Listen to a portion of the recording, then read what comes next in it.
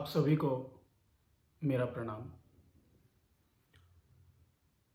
पिछले 2 वीडियोस में मैंने आपसे महातंत्र योग साधना के दौरान जो भी मेरी अनुभूतियाँ रहीं, वो आपके साथ साझा की थी। और मैंने आपसे कहा था कि इस जर्नी के दौरान जो भी अनुभूतियाँ मुझे हुई, मैं कोशिश करूँगा कि उन्हें याद करके आपके साथ उनको शेयर करूँ। तो पिछली कुछ अनुभूतियों में मैंने आपको बताया कि कैसे मेरी दीक्षा हुई, कैसे मैं गुरुजी से मिला और किस तरीके से अनुभूतियाँ होना शुरू हुई, किस तरह से छोटे-बड़े अनुभव होना शुरू हुए। उसी क्रम में कुछ आगे की अनुभूतियाँ जो मुझे हुई, वो मैं आज आपके साथ शेयर करूँगा।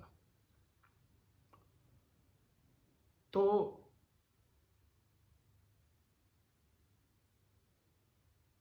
एक अनुभूति जो मुझे हुई थी, वो अनुभूति थी। मैं एक बार अपने मित्र के साथ बैठा हुआ था, संतोष के साथ, जिनके विषय में मैंने बताया था कि अब वो इस दुनिया में नहीं है।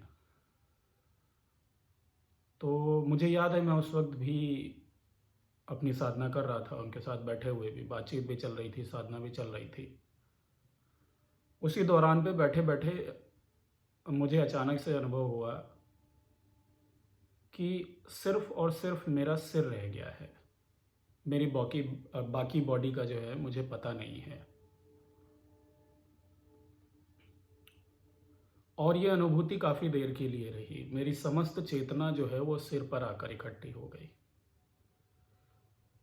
इस अनुभूति के विषय में मैंने बाद में पढ़ा, तो इसकी जानकारी मुझे विवेकानंद जी के द्वारा हुई, जो उन्होंने किताब लिखी है उसके द्वारा, कि उनको भी इस तरह की अनुभूति हुई थी। और वो काफ़ी डर गए थे उस अनुभूति में, चिल्लाने लगे थे कि बचाओ, मेरा सिर्फ सिर रह गया है, मुझे बाकी हिस्सा पता नहीं चल रहा है। अच्छा, मैं आपको बता दूं कि ये कोई बहुत बड़ी अनुभूति नहीं है। चूँकि विवेकानंद जी एक प्रैक्टिकल आदमी थे और पहले साधना नहीं कर रखी थी उन्होंने, तो ऐसा मेरा मानना है कि शायद वो इसलिए इतना सरप्राइज़ हो गए थे। अगर जिस व्यक्ति ने चेतना को किसी भी तल पे महसूस कर रखा हुआ है और साधनात्मक व्यक्ति रहा है, साधना की है, तो ये अनुभूति बहुत ही ईज़िली होती है, ठीक है? इसमें कोई बहुत बड़ी आध्यात्मिक उन्नति नहीं है। आपकी चेतना ऊपर की तरफ मूव करने लगती है, सिर पर इकट्ठी हो गई, तो आपको बाकी शरीर पता नहीं चलेगा, सिर्फ सिर पता चलेगा। और मेरे हिसाब से ये बहुत सारे लोगों के साथ होता होगा आज की तारीख में, जो भी साधना करते हैं, मंत्र करते हैं या किसी भी तरीके से साधना करते हैं, जो आत्मविद्या के लिए जितनी भी साधनाएँ हैं, ईश्वर को जानने के लिए हैं, या भक्ति परित साधनाएँ भी जो हैं, उसमें भी ये अनुभूति अमूमन लोगों को होती होगी। तो ये कोई बहुत बड़ी बात नहीं है, मगर ये एक अनुभूति थी जो मुझे हुई उस वक़्त, और यह स्थिति काफ़ी देर तक रही। हाँ, उस वक़्त काफ़ी बड़ी बात लगती थी, लेकिन आज मुझे समझ में आता है कि कोई बहुत बड़ी बात नहीं थी, और ना ही कोई मैंने इसको किसी के साथ शेयर भी किया उतना। हाँ, मुझे उस वक़्त सरप्राइज़ हुआ था कि ये कैसा फ़ील हो रहा है, ठीक है। डरा नहीं था मैं, डर जैसी कोई बात नहीं थी, क्योंकि बॉडी हल्का होने का एक्सपीरियंस मुझे पहले भी हो चुका था, तो ऐसा कोई डर नहीं लगा। हाँ, ये लगा कि चेतना एक जगह पे समग्र एकत्रित हो रही है, तो वो एक अनुभूति ज़रूर थी। उसके अलावा जब मैं साधना करता रहा, पिछला एक अनुभव मैंने बताया था कि धीरे-धीरे जो है शरीर गायब होना शुरू हो गया, और हमेशा जो है यहाँ पे ब्रह्मारंध्र पे भीनी-भीनी गुदगुदी रहने लगी, थर्ड आई पर गुदगुदी रहने लगी, और आपको बताया था कि जॉ लाइन पे भी गुदगुदी रहने लगी, और ब्रीद लेने में बहुत ही अच्छा लगने लगा, बहुत अच्छा लगने लगा। ब्रीद लेता तो पूरा गुदगुदी महसूस होती, और जब भी सुषुम्ना चल रही होती, तो उस वक्त ध्यान करने में एक अलग ही आनंद आने लगा। ये सभी के साथ होता है, लेकिन जितनी गहराई बढ़ती जाती है उतना ही आनंद भी बढ़ता जाता है। तो मैंने ये देखा कि सुषुम्ना के जो एक्टिवेशन की फ्रीक्वेंसी है वो बढ़ गई। उसके लिए मतलब हमेशा ध्यान पे नहीं बैठना पड़ता, साधना पे नहीं बैठना पड़ता, वो चलते फिरते भी एक्टिवेट हो जाती है। खाना खा रहा हूँ तब भी एक्टिवेट हो जाती है। ठीक है। और उसके अलावा मैंने ये पाया कि जब जब मैं किसी आध्यात्मिक विषय को पढ़ रहा होता, चिंतन करता, मंदिर की घंटियाँ सुनाई देती, या कोई शास्त्र चर्चा हो रही है, कहीं पाठ हो रहा है, तो अपने आप ही एक नशा छाने लग जाता, एक अजीब सा नशा।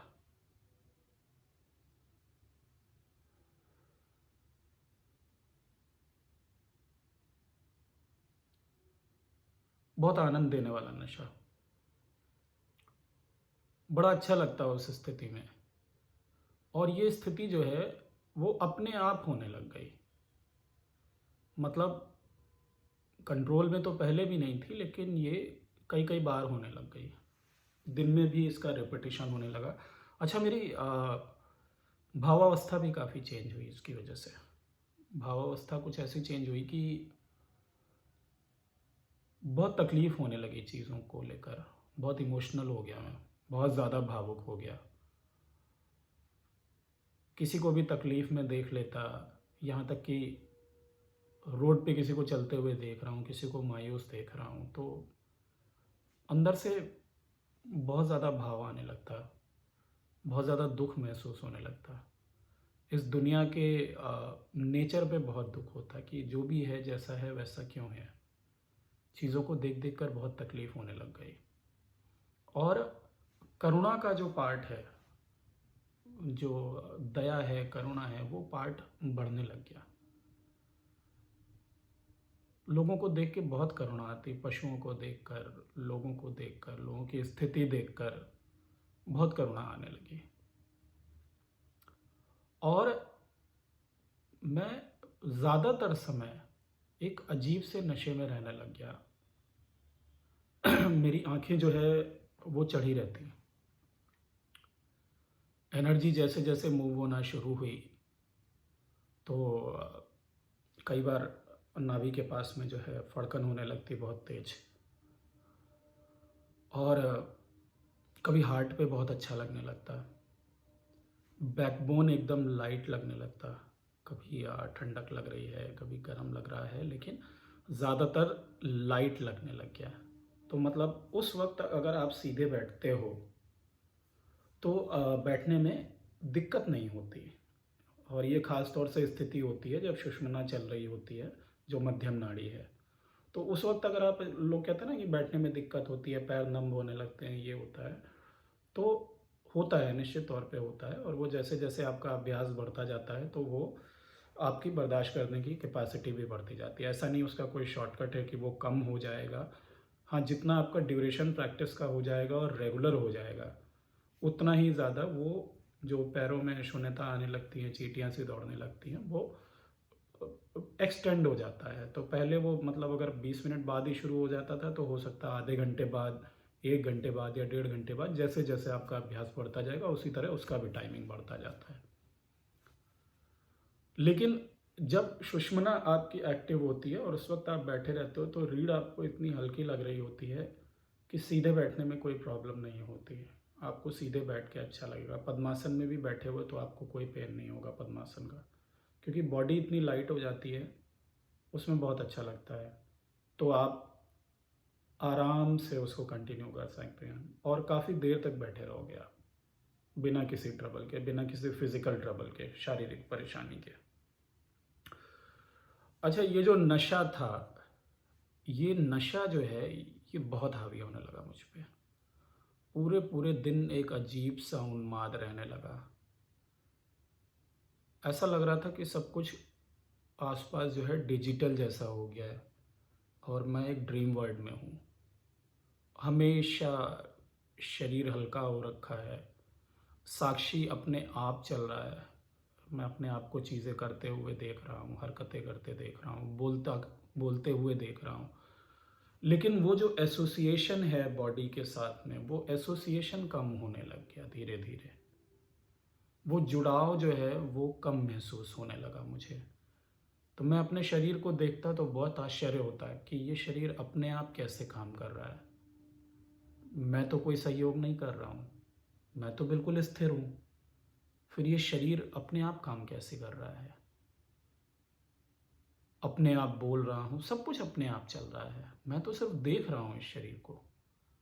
और वो यकीन मानिए, वो देखना ऐसा नहीं है कि कुछ सेकंड्स के लिए आपने ऑब्जर्व कर लिया या ये कोई फिलॉसफी है कि आपने देखा और आपको शरीर, आपको एक्चुअली में पता चलेगा कि ये शरीर जो है ये किसी और फोर्स से ड्रिवन है, कोई और ऊर्जा है जो इसको चला रही है।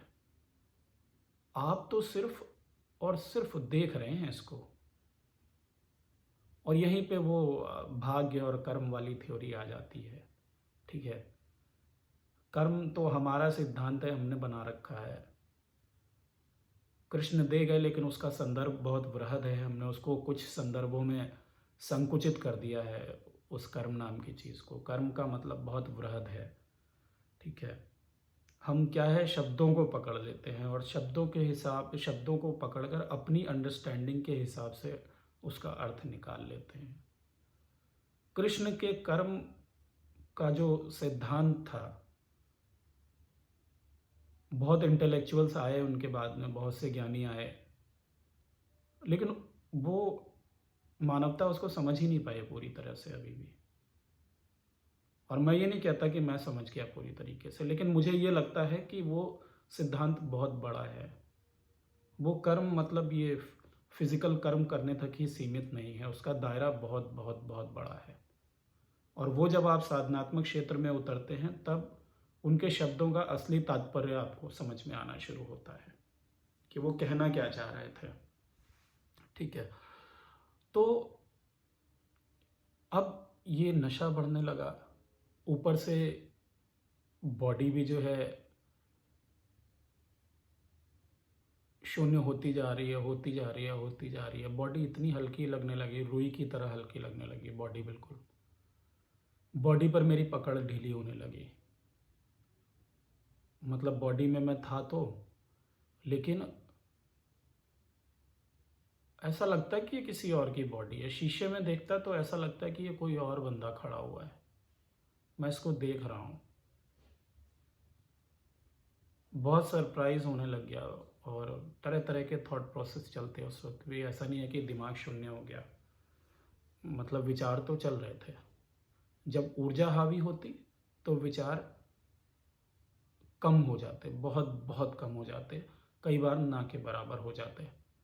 लेकिन जब नॉर्मल स्तर पे आ जाता, जब सामान्य जीवन में शामिल हो जाता, तो विचार बहुत ज़्यादा आते, बहुत ज़्यादा। और कई बार तो इतनी ज़्यादा बम्बार्डिंग हो जाती है कि संभालना मुश्किल हो जाता है, बहुत तकलीफ दे भी हो जाता है। क्योंकि ये जो मन है ना, ये बहुत ज़्यादा टॉर्मेंट करता है, बहुत परेशान करता है। सबसे ज़्यादा जो परेशानी हमें होती है जीवन में, वो मन की वजह से ही होती है।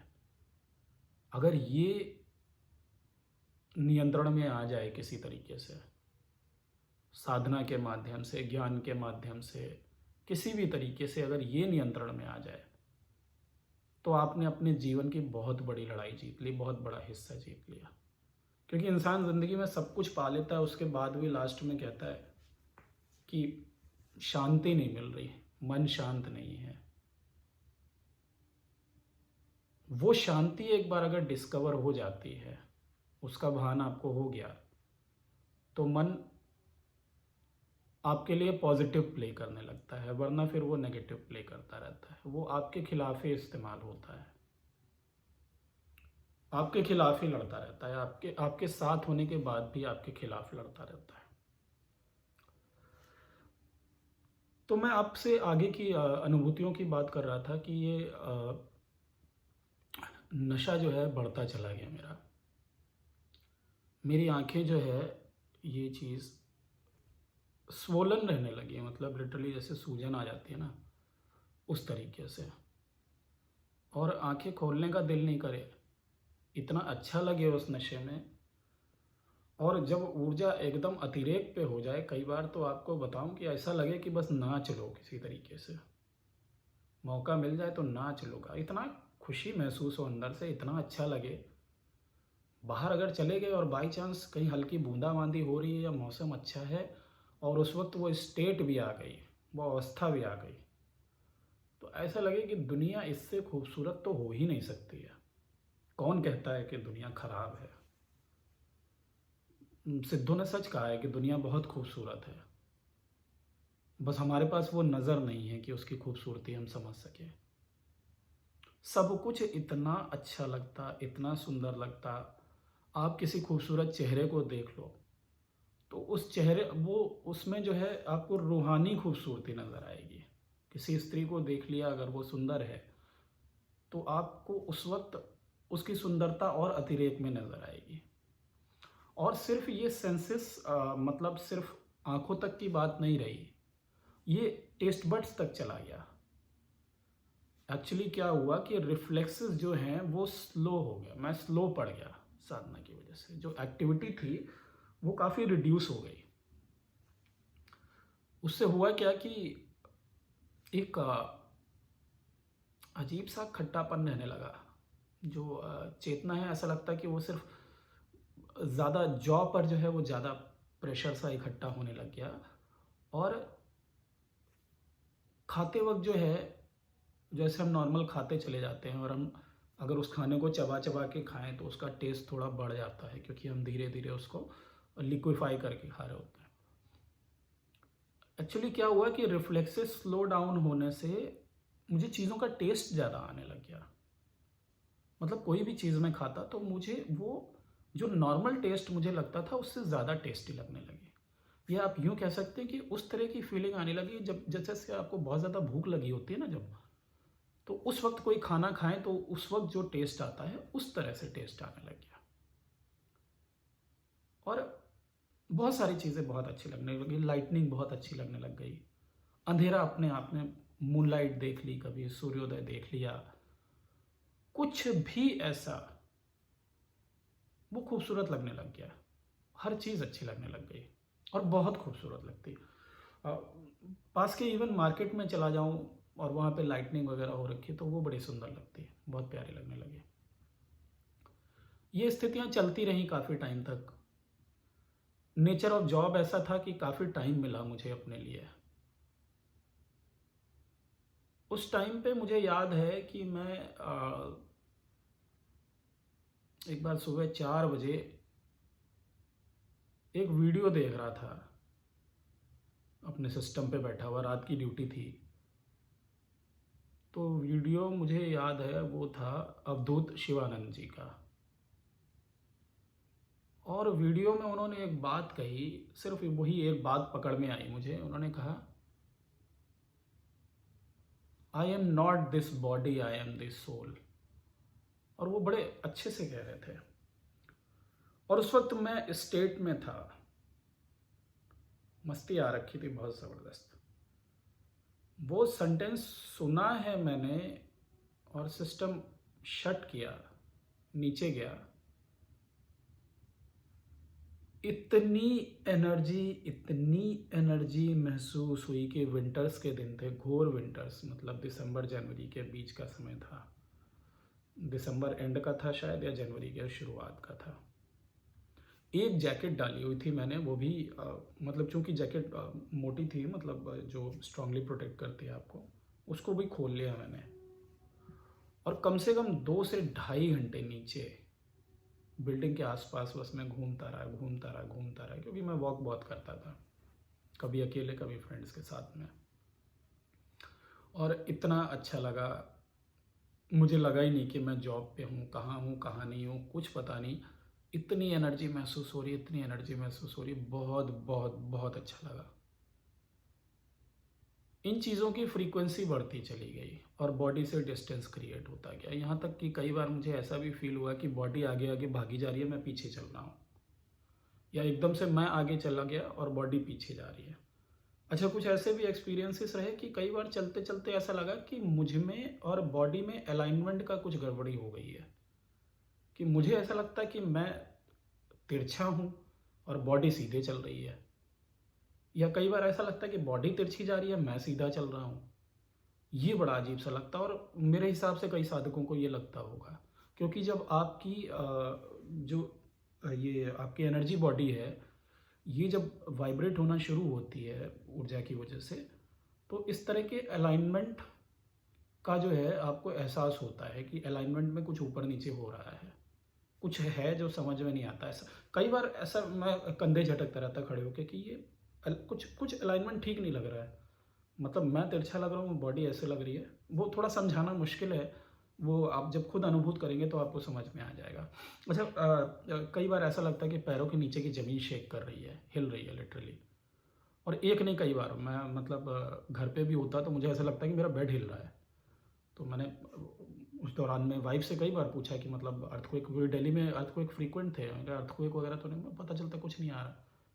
वो होता ही था, क्योंकि आपकी बॉडी जो है, एनर्जी बॉडी जो है, वो जब शेक करती है तो आपको ऐसे लिटरली साफ साफ पता लगता है कि चीज़ें शेक हो रही हैं, हिल रही हैं।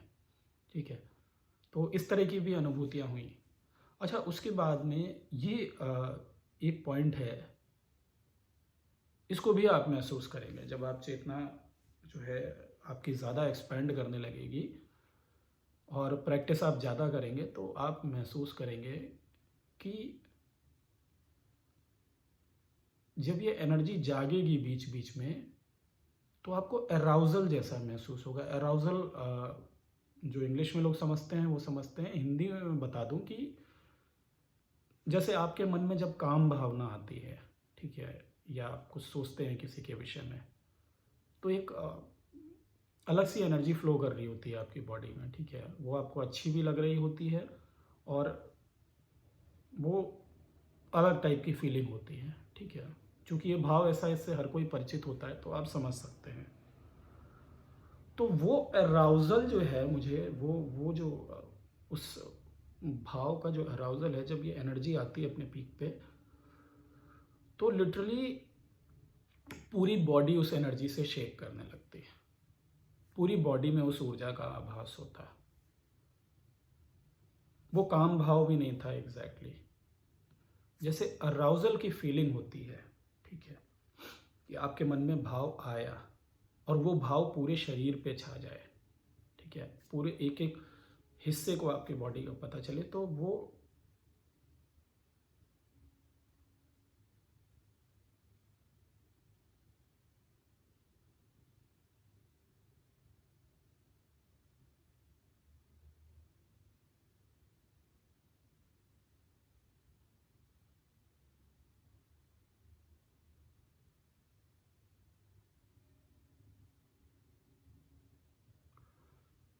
इतना ज़बरदस्त होता है, इतना ज़बरदस्त होता है कि आपका दिमाग ऐसा करेगा कि आपको ऐसा लगेगा कि आप फट जाओगे मस्ती के मारे।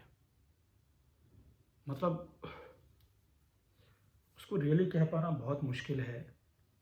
आप में से जो लोग उसको फील करेंगे वो समझ जाएंगे, या जिन्होंने किया है वो समझ रहे होंगे कि मैं क्या कह रहा हूँ। आपको बहुत ज़्यादा मस्ती आने लगती है, बहुत बहुत ज़्यादा मस्ती आने लगती है।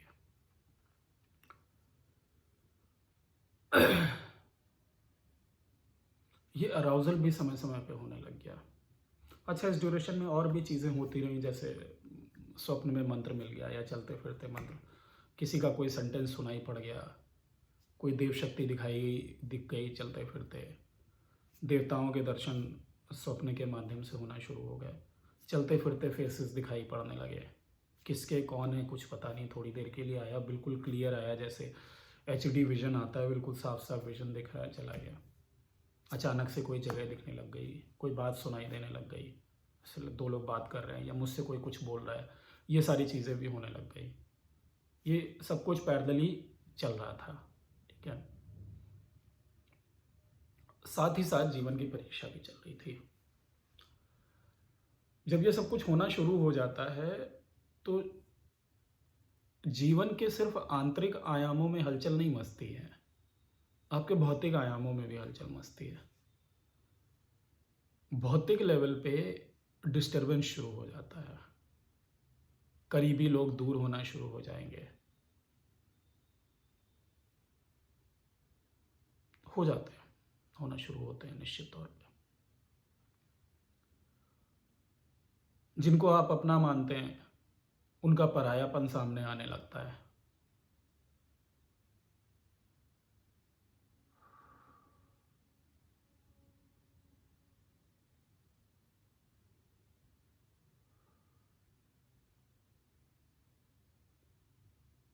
गुरु ने न पकड़ी होती बाह, सखेरे में तो बह गई होती।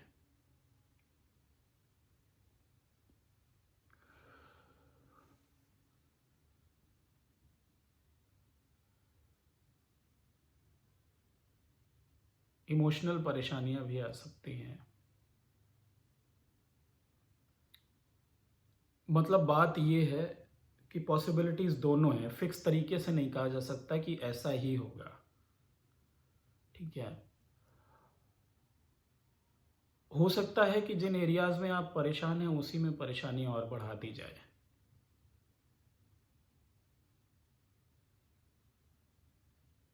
और तब आपकी परीक्षा होती है कि इन परिस्थितियों के बाद भी आप साधना करोगे कि नहीं करोगे। लेकिन जो दीवाना हो जाता है ना, उसकी दीवानगी किसी भी कंडीशन में नहीं छूटती है। परिस्थितियाँ थोड़े टाइम के लिए रोक सकती हैं उसको, थोड़ा धीमा कर सकती हैं उसका पेस, लेकिन दीवानगी तो दीवानगी होती है। मजनू को कितने भी धक्के दो, वो जाएगा लैला के पीछे ही, है ना। रांझा को कुछ भी करो, वो जाएगा हीर के पीछे ही। दीवानगी ऐसी होती है। और फिर जिसे प्रेम का रस मिल जाए, जिसे साधना का रस मिल गया, किसी भी हद तक मिला हो, चाहे देखने का ही सुकून मिला हो प्रेमिका को, है ना, उतना रस भी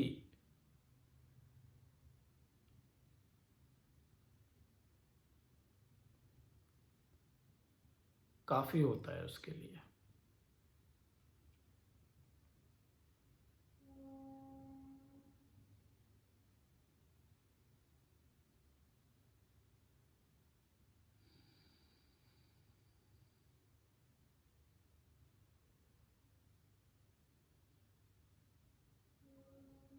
क्या बोलूं आपसे,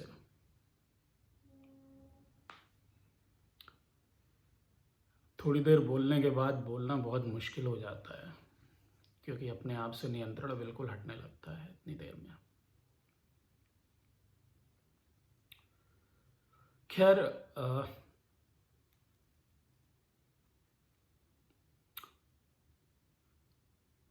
इस बीच में मैंने पिछली बार भी आपको बताया था शायद कि मेरी बॉडी का जो प्रेजेंस था वो मेरे लिए कम होने लगा।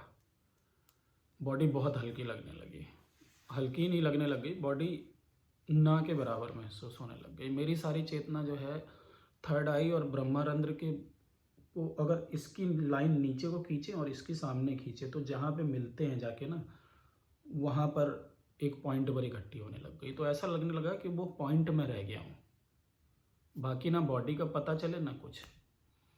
थोड़ी थोड़ी घबराहट भी होती बीच में। और देखिए, भय ऐसी चीज़ है,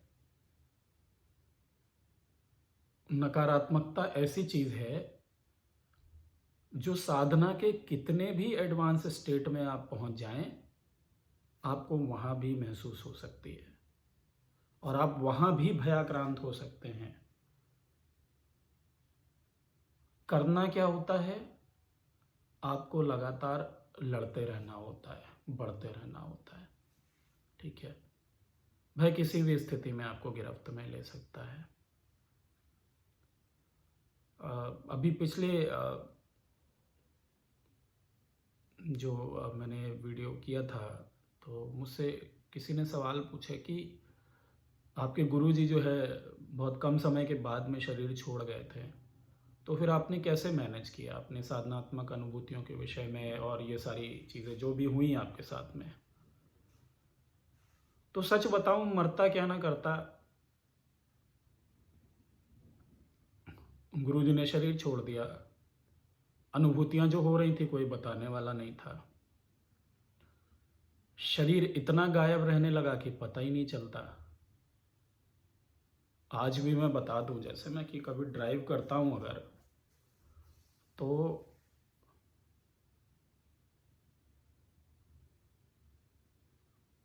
मैं कैसे बताऊं ये स्थिति कि मैं गाड़ी चला रहा होता हूं और मुझे अपनी बॉडी नहीं पता चलती।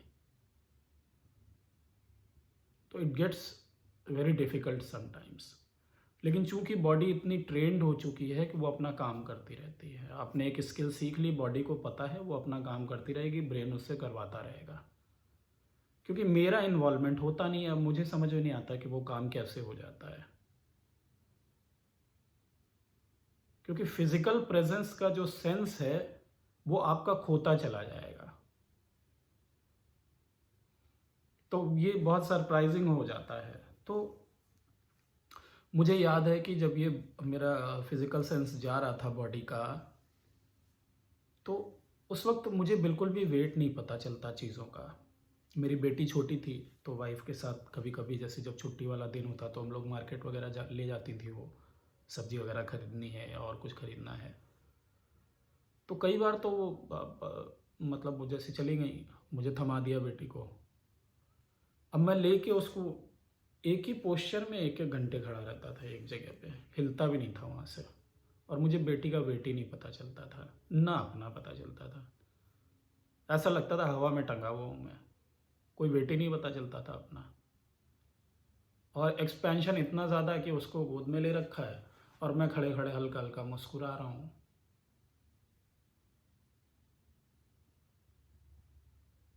और इन परिस्थितियों में थैंक यू के अलावा कुछ निकलता नहीं, क्योंकि इतना अच्छा लग रहा होता है आपको, इतना आनंद आ रहा होता है। एक्सपेक्टेशंस भी आपके मिटने लगती, ये मिल जाए वो मिल जाए। जो चीज़ मिल रही होती है उसमें इतना मज़ा आ रहा होता है कि और कुछ मांगने का आपकी हिम्मत ही नहीं पड़ेगी कि कैसे मांगो। अभी मैंने जैसे आपसे एक बात कही कि डर और नकारात्मकता जो है वो साधना के किसी भी मोड़ पर आप पे हावी हो सकती है। मुझ पे भी हुई, ऐसा नहीं है मैं छूता नहीं रहा, है ना। एक समय बाद चीज़ें थोड़ा बर्दाश्त के बाहर निकलने लग गई। डरने की ज़रूरत नहीं होती है एक्चुअली। मुझे ये समझ में आया कि वो बाद में जब उस चीज़ के आगे आ गया तो ये समझ में आया कि वो लॉजिकल माइंड ही था जिसने इतना डराया। चूँकि बच्चे मेरे छोटे छोटे थे और अभी भी छोटे ही हैं। अभी छोटा बेटा जो है अब 5 साल का होगा जाके जनवरी में, और बेटी अभी 8-9 साल की है, 9 साल की है। तो बच्चे तब ये न्यूली बॉर्न था, 6-8 महीने का, और बेटी थोड़ी बड़ी हो गई थी, 4 साढ़े 4 साल की थी। तो मेरे मन में जो है कहीं ना कहीं मन ने खेल खेल दिया कि अब मुझे शरीर मेरा छूट जाएगा कभी भी, क्योंकि शरीर पे पकड़ बहुत बहुत बहुत बहुत ढीली हो चुकी थी। शरीर कैसे ऑपरेट हो रहा था मुझे खुद नहीं पता। और दृष्टा भाव इतना ज़्यादा स्ट्रांग हो गया था, इतना ज़्यादा स्ट्रांग हो गया था कि सिर्फ दृष्टा ही दृष्टा बच रहा था। शरीर जो है पूरी तरीके से गायब हो गया था, ऑलमोस्ट गायब हो चुका था। अगर रोड पे चल रहा हूँ तो सिर्फ पैर के पंजे पता चलते थे और कुछ नहीं पता चलता था। और वो गुदगुदी पता चलती थी जो यहाँ होती थी और यहाँ होती थी। और एनर्जी जो है टप टप टप टप ऊपर नीचे ऊपर नीचे ऊपर नीचे, और एक्सपेंशन, वो सारी चीज़ें तो फील होती थी। लेकिन वो एनर्जी तल पे ज़्यादा पता चल रही थी, बॉडी नहीं पता चल रही थी। तो बॉडी के प्रति कॉन्फिडेंस कम होता जा रहा था कि ये बॉडी छूट तो नहीं जाएगी। और उसने मेरे मन में कहीं ना कहीं भय को प्रवेश करा दिया। और कुछ समय के लिए, मैं वो छोटा ड्यूरेशन नहीं कहूँगा, एक लंबा ड्यूरेशन था, जब मैं इस बात को लेके भयाक्रांत हो गया कि बॉडी कभी भी छूट सकती है। यहाँ तक कि मेरी नींद भी डिस्टर्ब होने लगी उससे।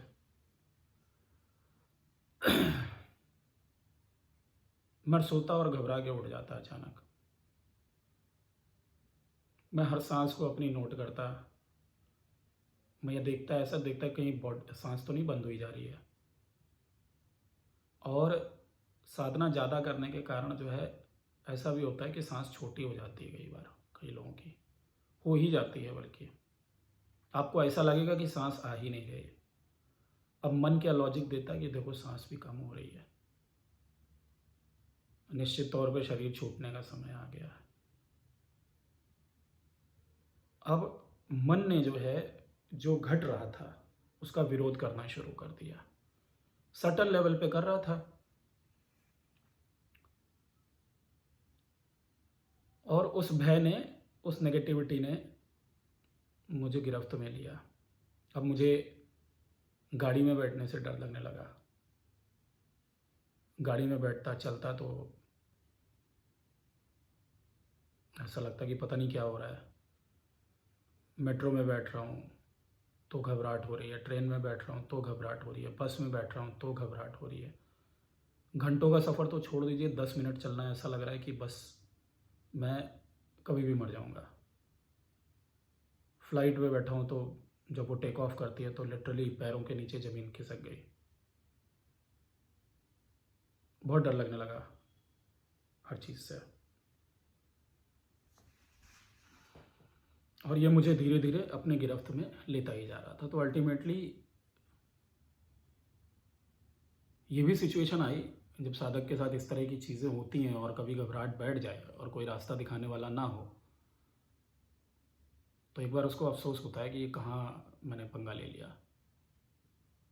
इससे तो ऐसा ही अच्छा था, ज़िंदगी तो ठीक चल रही थी, अभी तो ज़बरदस्ती लाइफ को स्टेक पे लगा दिया। गुरुजी भी नहीं थे। अच्छा, एक चीज़ और कि जब ये शरीर गायब हो रहा था ना और शरीर ऑलमोस्ट प्रेजेंस ख़त्म हो गई, तो कोई बताने वाला नहीं, किससे बोलूँ? और कॉल सेंटर जैसे इंडस्ट्री, वहाँ किसको बताऊँगा शरीर गायब हो रहा है? ढूंढना शुरू किया। लिटरेचर मिला मुझे मिहिर बाबा का। वहाँ से मुझे पहली बार कॉन्फिडेंस मिला जाके कि नहीं, इसमें कुछ गड़बड़ी नहीं है। तो मुझे ये नहीं याद है एग्जैक्टली कि वो मिहिर बाबा का एक्सपीरियंस था या मैं उनका लिटरेचर एक्सेस कर रहा था तब किसी और संत का मैंने पढ़ा। तो उन्होंने लिखा है कि साधना के मतलब बाद में जो है, एक समय बाद मेरी शरीर की अनुभूति होना बंद हो गई, ना के बराबर हो गई। तो उन्होंने बोला कि इतनी ज़्यादा मतलब हो गया ये कि मैं ऐसे चिकोटी काट के देखता अपने कि मेरा शरीर है भी कि नहीं है, और खिड़की दरवाज़ों में सिर बैंग करके देखता था, मैं सिर मार मार के देखता कि वाकई में मतलब मेरा शरीर है भी कि नहीं है। लेकिन उनको भी किसी से फिर पता चला कि नहीं, ऐसा होता है साधना में, तब उनको कॉन्फिडेंस मिला। जब उनका एक्सपीरियंस मैंने पढ़ा तो मुझे भी कॉन्फिडेंस मिल गया।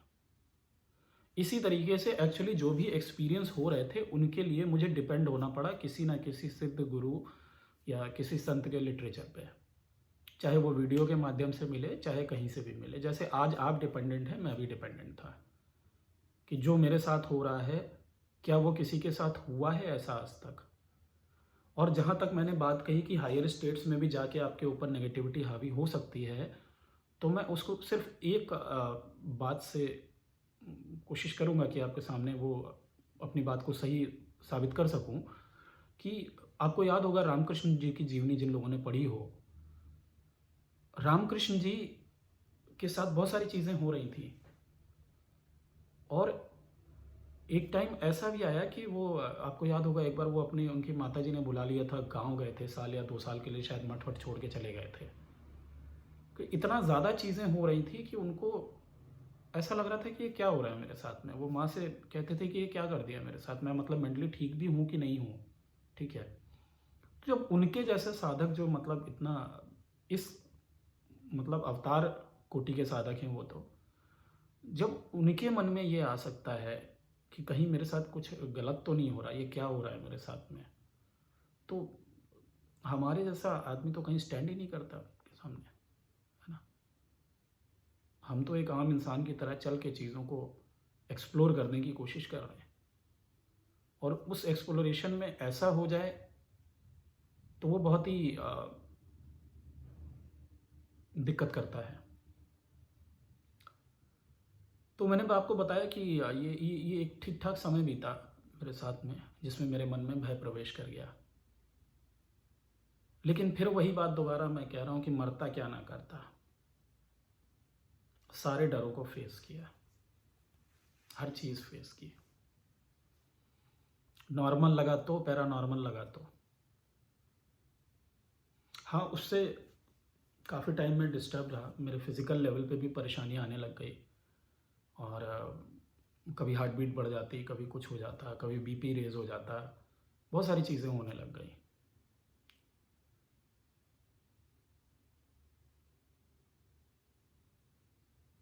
अब हो जाता है ये आज की तारीख में। देखिए बॉडी बॉडी है, बॉडी के साथ भी कुछ भी हो सकता है आज की तारीख में, ठीक है।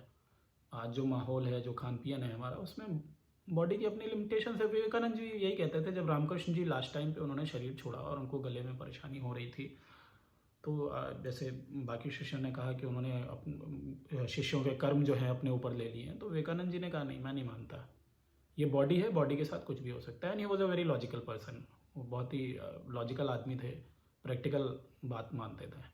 तो प्रैक्टिकलिटी ये है कि वो बॉडी किसी की भी हो, चाहे गुरु की हो, चाहे किसी की भी हो, और ऐसा प्रूव हुआ है। कविनाथ जी को देख लीजिए, गोपीनाथ कविराज जी को देख लीजिए, रमन महर्षि को देख लीजिए, अपना रामकृष्ण परमहंस जी को देख लीजिए, ठीक है। बॉडीज सबकी डिस्टर्ब हुई हैं, सबकी बॉडीज़ पे परेशानी आई है। तो भाव के तल से आप ऐसे भी देख सकते हैं कि उन्होंने दूसरों की परेशानी अपने ऊपर ले ली, लेकिन लेकर मिला क्या? क्या वो दूसरे बदल गए? अगर ऐसा है तो कितने लोग बदल गए? रामकृष्ण और विवेकानंद जी के अलावा कुछ क्लोज सर्कल के लोगों को छोड़कर आप बताइए कि किसी को जानते हैं कि उसमें आध्यात्मिक रूप से बहुत तगड़ा विकास किया हो। तो एक वो एस्पेक्ट है देखने का, और दूसरा एस्पेक्ट ये है कि ये ह्यूमन बॉडी है, ठीक है, कि ये तंत्र है, एक टेक्नोलॉजी है, टेक्नोलॉजी में खराबी आ सकती है कभी भी। सही चीज़ें अंदर जाएंगी तो नहीं आएगी, लेकिन फिर भी उसके बाद एजिंग शुरू हो जाएगी तो उससे ख़राब होगी, और सही चीज़ें नहीं अंदर जाएंगी तो उससे भी ख़राब होगी, और कुछ हेरिडिटी में मिल जाती हैं, है ना। तो वो हेरिडिटी वाला भी केस आ जाता है, तो वो भी भाग्य का ही हिस्सा है। हेरिडिटी में किसी को बीमारी क्यों मिलेगी? कहीं ना कहीं आपका भाग्य का हिस्सा है, इस जन्म में मिलना है वो चीज़ें, कारण बननी है आपके शरीर एग्जिट करने का, मेरे शरीर एग्जिट करने का, तभी तो एग्जिट मिली है हेरिडिटी में, है ना। अच्छा, उसके अलावा जो है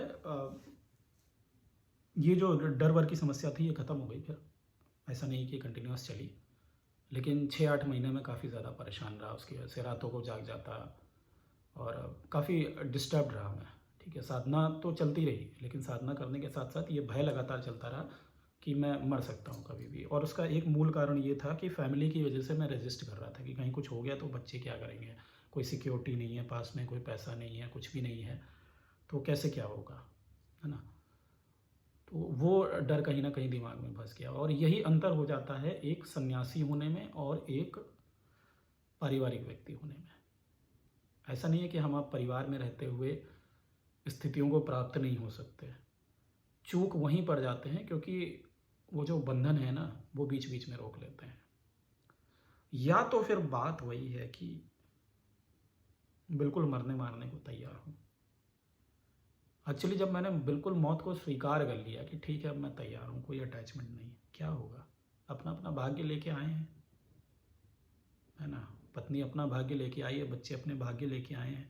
अगर इनका भाग्य यही लिखा हुआ है कि इनको कुछ भी नहीं मिलेगा अपने बाप से, और इनका बाप इनके बचपन में ही मर जाएगा, तो मैं उसमें कुछ कर नहीं सकता, है ना। जब वो अटैचमेंट को मैंने ब्रेक किया जाके, जब मेंटली उस जगह पे खड़ा हो गया, तब वो डर गए। अभी नहीं कोई प्रॉब्लम होती, और काफ़ी समय से नहीं होती, लेकिन एक ड्यूरेशन रहा जब हुई। उसके अलावा मेरे को 1-1.5 साल तक जो है सिर में दर्द बहुत रहा, और जब जब साधना करता, जब जब मंत्र बढ़ा देता, बहुत भीषण दर्द होता सिर में, बहुत दर्द होता। फिर कोई गाइडेंस नहीं था, तो मैं इतना करता कि जब बहुत ज़्यादा दर्द होने लगता तो मैं थोड़ी साधना हल्की कर देता, क्योंकि वो दर्द जो है बर्दाश्त से बाहर, मतलब ऐसा लगता था मैं ही दर्द बन गया हूँ, इतना दर्द होने लगता। फिर भी जो है हाफ माइग्रेन की सिचुएशन रही तकरीबन 1-1.5 साल, उसके बाद जाके दर्द बंद हुआ। तो बाद में कंक्लूजन मेरा यही निकला कि शायद वो एनर्जी जो है स्टक थी, उसका एक्सपेंशन हो रहा था, और जब तक वो प्रॉपर जो है उसमें चैनलाइज नहीं हो गई, प्रॉपर जहाँ से जाना चाहिए था वहाँ से निकल नहीं गई, तब तक वो चीज़ परेशानी दे रही थी। हाँ, ऐसा नहीं है कि कुछ नेगेटिव हो रहा था मेरे साथ में, इट्स जस्ट दैट कि मुझे नहीं पता था कि ये क्या हो रहा है, तो थोड़ा दिक्कत हो रही थी। लेकिन वो ये सब कुछ पार होता चला गया धीरे धीरे। जो भी अड़चन आई, जो भी परेशानी आई, बस उस पे बैठा नहीं कि, क्योंकि इसमें बहुत कुछ होता है। देखिए, ऐसा होता है कि जब आप जाप वाली जो साधना करते हैं तो यहाँ पे खिंचाव होने लगता है। कई बार नसों में बहुत स्ट्रॉन्ग पिंचिंग भी होती है, तो कई लोग डरने लगते हैं कि कहीं ब्रेन वो ना हो जाए, अटैक वटैक ना हो जाए। तो कई मेरे पास आए कई साधक जिन्होंने इसी डर से छोड़ दिया कि कुछ गड़बड़ हो रहा है मेरे साथ में, ठीक है। जबकि गड़बड़ कुछ नहीं हो रहा होता है, पूरी रीसेट हो रही होती है आपकी बॉडी तल पे रीसेट हो रहे होते हैं, आपकी फिजिकल बॉडी रीसेट हो रही होती है, एनर्जी बॉडी रीसेट हो रही होती है। आपको बस डरना नहीं होता, घबराना नहीं होता, है ना। तो ये रीसेटिंग चलती रही, धीरे धीरे मैं आदी हो गया इन सब चीज़ों का, और आँखों में जलन हो गई, आँखों में दर्द हो गया, सिर में दर्द हो गया, और कभी कभी बॉडी भी बहुत पेन करने लगती है यूं ही।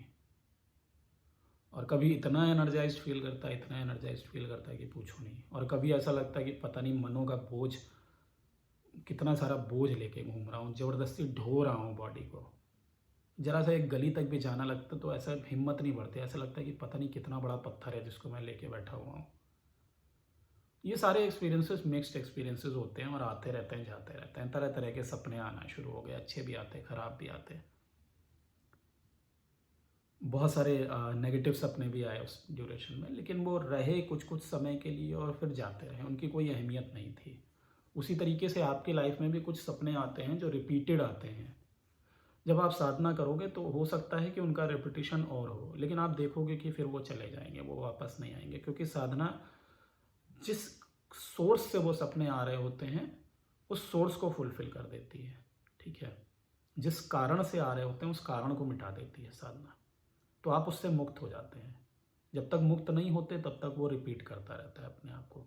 मेरे कुछ सपने थे जो रेकरिंग थे, रिपीटेड थे, आज की तारीख में उसमें कोई भी रिपीटेड नहीं है। अच्छा, कुछ एक एक्सपीरियंसेस और, जैसे कि मेरे फादर की जब डेथ हुई है 2016 में, उनको हार्ट अटैक पड़ा था। तो एक हफ्ते पहले मैं दिल्ली में था, मुझे सपना आया कि पिताजी की डेथ हो गई है, और मैंने उनको यूनिफॉर्म में देखा उनकी। सुबह सुबह का वक्त था, शायद सुबह का वक्त था या शाम का वक्त था। मैं सो रहा था, ऑफिस से आया था ड्यूटी करके। अचानक से उठा मैं और रोने लग गया। मतलब आंखों से आंसू बहने लग गए। जाहिर सी बात है, बच्चों की तरह तो नहीं रहूँगा, लेकिन आंखों से आंसू बहने लग गया। तो वाइफ ने पूछा क्या हुआ, मैंने बताया उनको कि ऐसा ऐसा सपना देखा है पापा के लिए। तो उन्होंने कहा नहीं, अरे ठीक है, उम्र बड़ी होगी। लेकिन ठीक एक हफ्ते बाद पिताजी को अटैक पड़ा, और एक दिन के अंदर ही वो चले गया इस दुनिया से। कई ऐसे बीच बीच में सपने आते रहे जो सही साबित हुए। एक दिन देखा कि जी, मैंने कई लोगों के साथ शेयर भी किया, जो मिलते रहते हैं उनसे मैं शेयर करता रहता हूँ, या जो बात करते रहते हैं उनसे शेयर करता रहता हूँ बीच बीच में। तो उसमें कई चीज़ें रिपीटेड भी हैं, ठीक है। तो मुझे याद है कि मैंने सपना देखा कि मेरी बेटी की जो है फिंगर्स वो कट गई हैं। तो थोड़ा सा मन में, बच्चे के लिए कहीं ना कहीं तो डर होता ही है।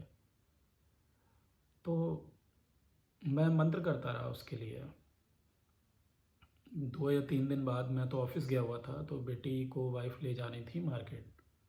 और दिल्ली में जहाँ मैं रहता था तो मतलब 2 कमरे थे। आगे वाले कमरे से जब वो निकलने लगी, उन्होंने लॉक के लिए ना दरवाज़ा ऐसे खींचा, और उन्होंने ध्यान नहीं दिया बेटी का हाथ, वो नीचे बैठी शूज़ वूज़ कुछ पहन रही थी, और हाथ उसका आधा दरवाजे के अंदर ही था। मतलब ये जो चौखट होती है वहाँ पे इतनी उंगलियाँ थी। उन्होंने बड़ी तेज़ी से दरवाज़ा मारा, तो उसकी 5 उंगलियाँ ना हल्की हल्की कट गई, हल्का ब्लड आया, डॉक्टर के पास ले गई। और लेकिन उससे मुझे ये समझ में आया कि इंडिकेशन तो मिल गया था पहले, लेकिन मंत्र करने की वजह से उसका इम्पैक्ट कम हो गया, या इम्पैक्ट नहीं भी कम हुआ तो वो पहले बता दिया गया कि ये प्रॉब्लम हो सकती है, लेकिन मुझे लगता है कि इम्पैक्ट कम हुआ। ठीक है।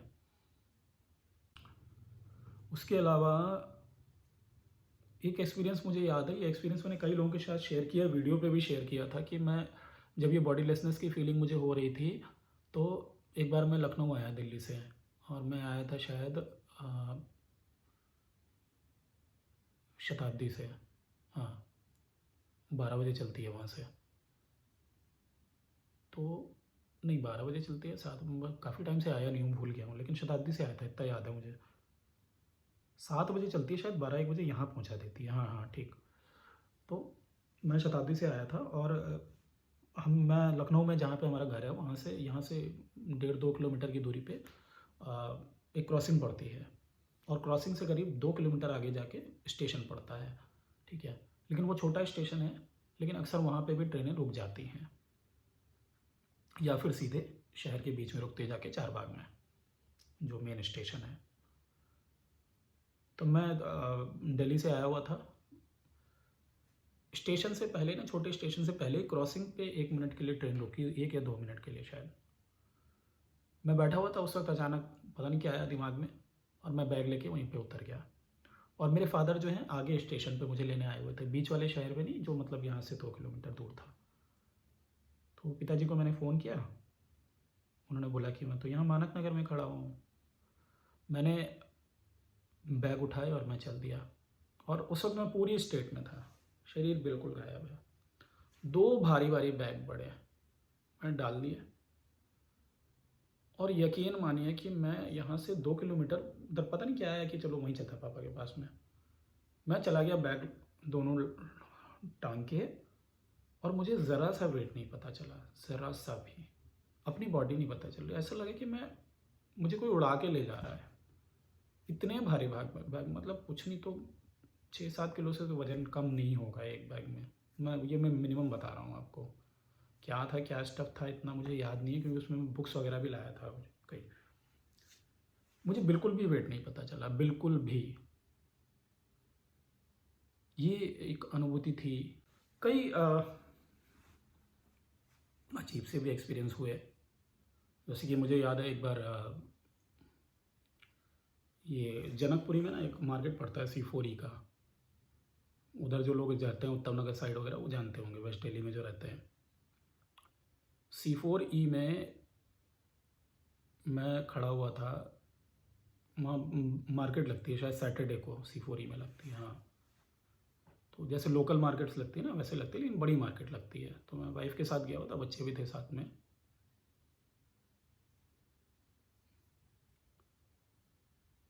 और शायद मेरी लैंडलॉर्ड भी थी।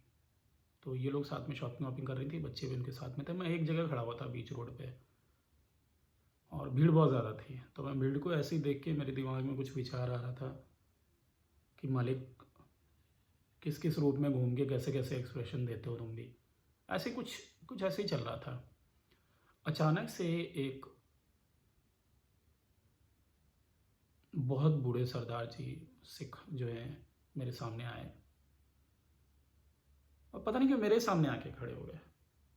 मुझसे कहते हैं, बेटा। मैंने कहा जी।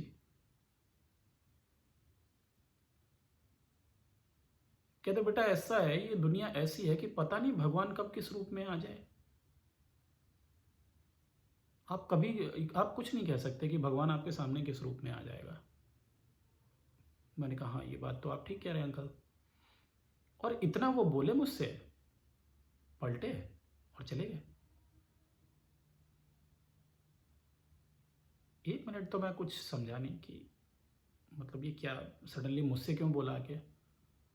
फिर मैंने सोचा कि यार, मैं तो इसी तरह की कोई बात सोच रहा था, और ये आके मुझसे ही इन्होंने ऐसा क्यों बोला। लेकिन वो क्या था, वो कौन थे, वो डिसाइड करना मैं आपके ऊपर छोड़ता हूँ। लेकिन मैंने जब उनको देखने की कोशिश की तो ऑब्वियसली भीड़ भी बहुत ज़्यादा थी, मुझे वो दिखे नहीं कहीं। वीडियो ज़्यादा लंबा हो जाएगा, आज के लिए अपनी बात यहीं पर समाप्त कर रहा हूँ मैं। अगले वीडियो में एक बार आपसे फिर से जो बची हुई अनुभूतियाँ हैं वो शेयर करूँगा महातंत्र योग साधना के विषय में। आप सभी को मेरा प्रणाम। महाशक्ति आपकी रक्षा करें, आपके जीवन में शुभता हो, यही मेरी ईश्वर से प्रार्थना है। बहुत बहुत धन्यवाद।